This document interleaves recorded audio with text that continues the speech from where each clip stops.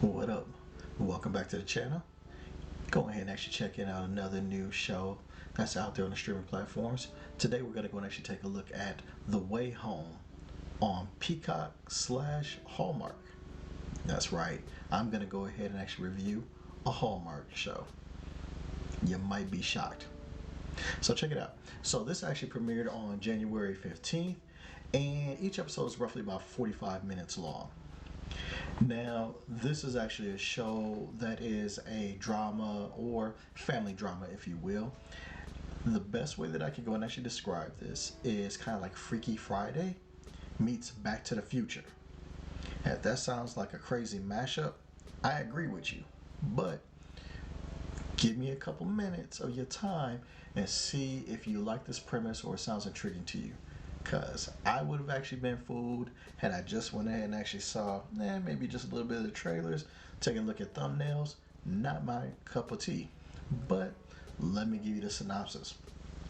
So here's a storyline that they actually have for The Way Home. Mother and daughter both stumble in their lives at the same moment, probably then to make their way back home, but to Kat, the mother's home. Okay, so her childhood home. Alice is out of place in a small town, though clearly it's a place that both of them need. Then something very unexpected happens that will see generations of the family change each other's lives for the better. So that's what we have for the storyline.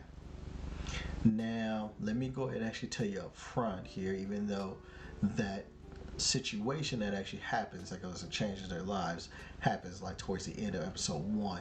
But in order for you to kind of really want to watch this show or to see where this comparison comes in at, you want to know this up front. The unexpected thing that happens, it's a portal to the past for Alice. So that's what begins the journey. So Kat, again, just understand that Kat is the mother here.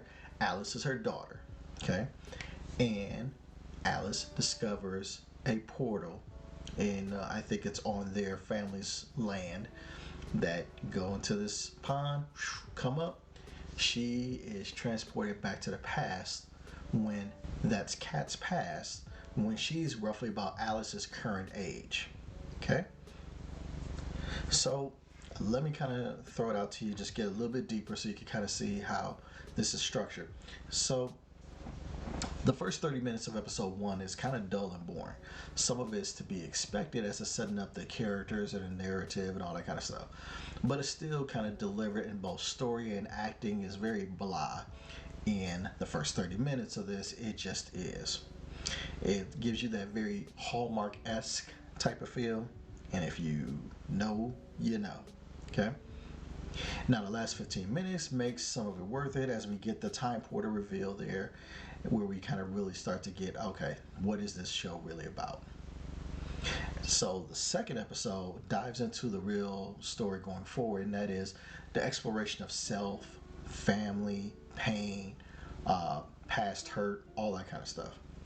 And it proceeds when the current day daughter, Alice, goes through the portal back to when her mother, Kat, was her age in 1999. Kat lived with her mother, father, and younger brother, Jacob. And they were a nice, happy family back then.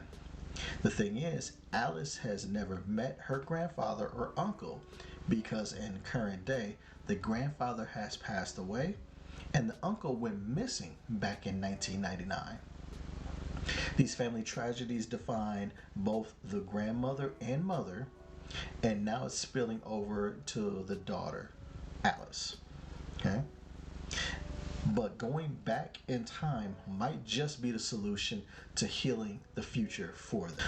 So, on the premise alone, this is an intriguing kind of movie. I don't know if it's meant to really be a series. Like, you could have actually condensed some things on here, but they're choosing to do it as a series, and I assume kind of really stretch out the aspects of, the plot points of trying to get closure and healing and all that kind of good stuff. I think all of us would go ahead and actually find it fascinating to see our parents at high school age, right? An age that we've gone through or what have you.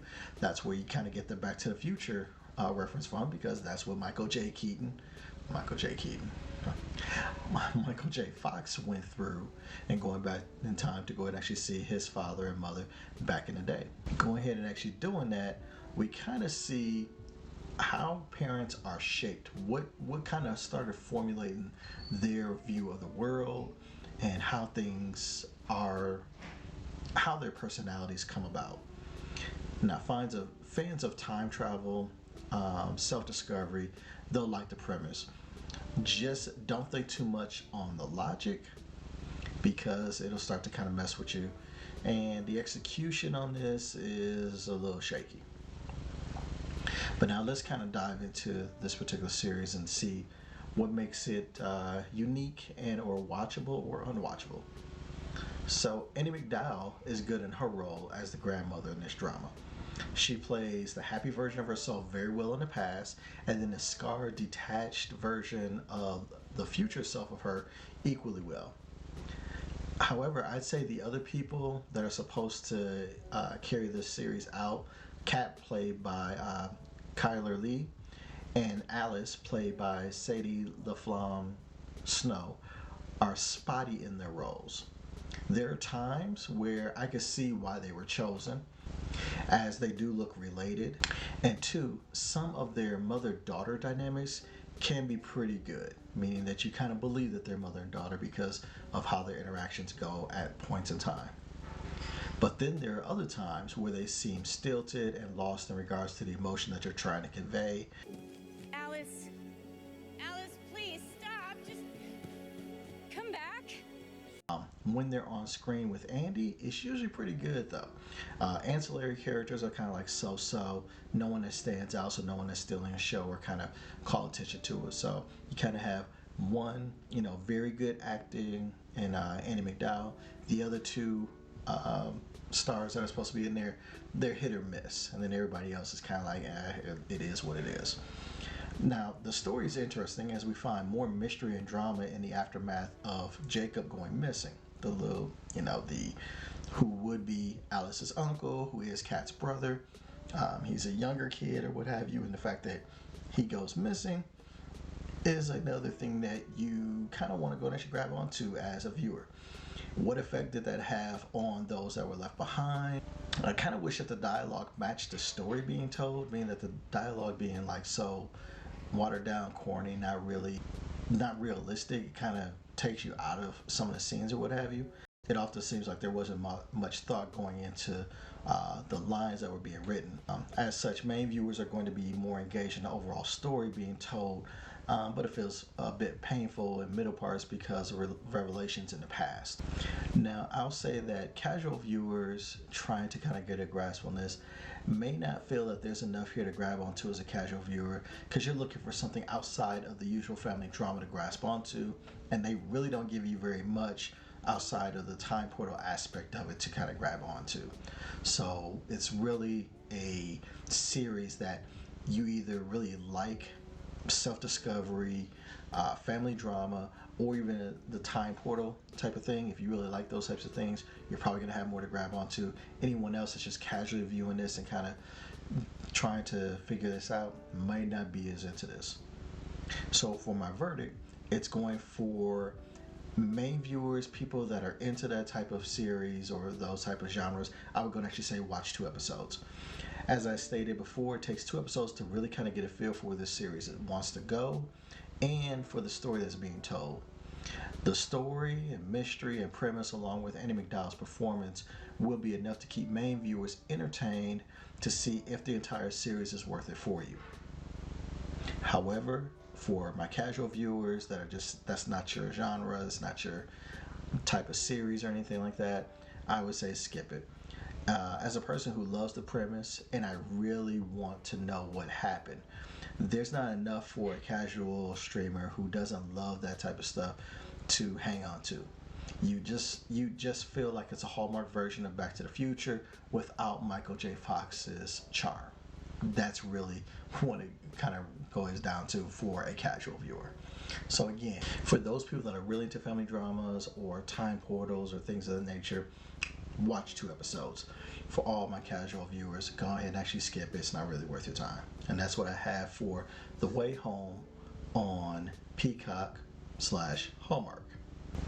If you stay for the entire thing, you know how it is. I really appreciate you giving me your time. With that being said, do me a favor, click like, share, subscribe. You know I need to go ahead and actually have that to keep on growing the channel. Also, go ahead and actually click some of these other videos around here. But until next time, I'll holler at you. Take care of yourself.